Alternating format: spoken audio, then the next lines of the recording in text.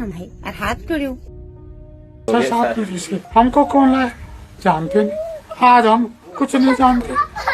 हर याद बोले नोटिस है। 사람은 깎인 사람을 기로. 아무도 이렇게 말대 사람을 여걸 깎이는 자. अरे हम को लगा के दिया था वो हम जो। हाय रे पहाड़, तेरी भी एक गजब कहानी। कभी छूटे तेरे गांव तो कभी लुटा तेरा पानी। 100 सालों की विरासत क्या अब घोस्ट विलेज कहलाएगी? क्या आबाद खेती अब बंजर बन जाएगी? ऐसा हम नहीं कह रहे हैं, बल्कि पौड़ी के मंजली गांव को लगातार मिलते नोटिस इस सवाल खड़ा कर रहे हैं। जंगली जानवरों का आतंक, पलायन की मार से पहाड़ पहले ही खाली हो रहे हैं और अब मंजली गांव को खाली कराने के लिए सरकारी नोटिस निकला है। पौड़ी गढ़वाल के खूबसूरत वादियों में बसा ये मंजली गांव अब अपने अस्तित्व की लड़ाई लड़ रहा है और तकरीबन 150 सालों से वहां रह रहे लोगों के परिवार अब पूछ रहे हैं, आखिरकार हम जाएं तो जाएं कहां? जरा सोचिए, 26 से 27 परिवारों की बसावट वाला ये गांव, जिसकी 5 से 6 पीढ़ियां इसी गांव में बीत गईं, जिन खेत खलिहानों को इन गांव वालों ने अपनी खून पसीने से सींचा और गांव के हर खेत को आबाद किया, पशुपालन को जीवन का आधार बनाया।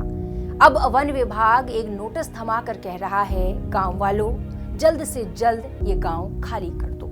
तुम्हारे पूर्वजों की धरोहर, तुम्हारे खेत खलिहान, तुम्हारे घर, तुम्हारा पूरा गांव पर तुम्हारा कोई हक नहीं है। जरा देखिए इस वीडियो को, जिसमें इन बूढ़े चेहरों पर झलकती मायूसी दिख रही है। अपने पुरखों की विरासत को लोग खोते हुए देख रहे हैं और ये डर उनके चेहरे पर झलक रहा है। पता है साहब, हमारी भी यही मांग है।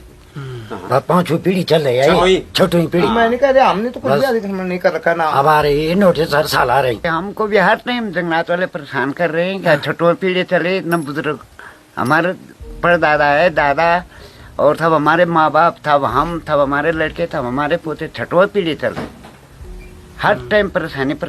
एक तरफ तो सरकार उत्तराखंड में पलायन पर रोक लगाने के लिए नई नई योजना बना रही है, दूसरी तरफ बसे बसाए आबाद गांव को नोटिस थमाकर कुल्हाड़ी से उन्हीं योजनाओं के पैर काट रही है। गांव वालों को बेदखली का पर्चा थमा उनके रातों की नींद उड़ाकर वन विभाग के अधिकारी आश्वासन देते हुए कह रहे हैं, हमें मामले की स्टडी करने का समय दे दीजिए।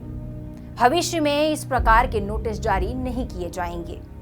एक ओर पहाड़ से निरंतर पलायन के कारण गांव खाली हो रहे हैं, तो वहीं दूसरी ओर सरकार सदियों से बसे बसाए गांवों को उजाड़ने का नोटिस थमा रही है। हैरानी की बात तो ये है कि इतने सालों से ना तो इन गांव वालों को किसी सरकारी योजना का लाभ दिया गया है और ना ही समय के साथ जर्जर होते अपने पुराने घरों की मरम्मत करने दिया जा रहा है। लोग अपने घरों में गौशाला तक नहीं बनवा पा रहे हैं। आपको याद होगा, देहरादून की मलिन बस्तियों को हटाने के लिए हाईकोर्ट ने आदेश दिया था, लेकिन सरकार उन्हें बचाने के लिए ऑर्डिनेंस लेकर आ गई। हल्द्वानी में रेलवे की जमीन पर अवैध कब्जा हटाने का आदेश आया, लेकिन कोर्ट से उन्हें राहत मिल गई।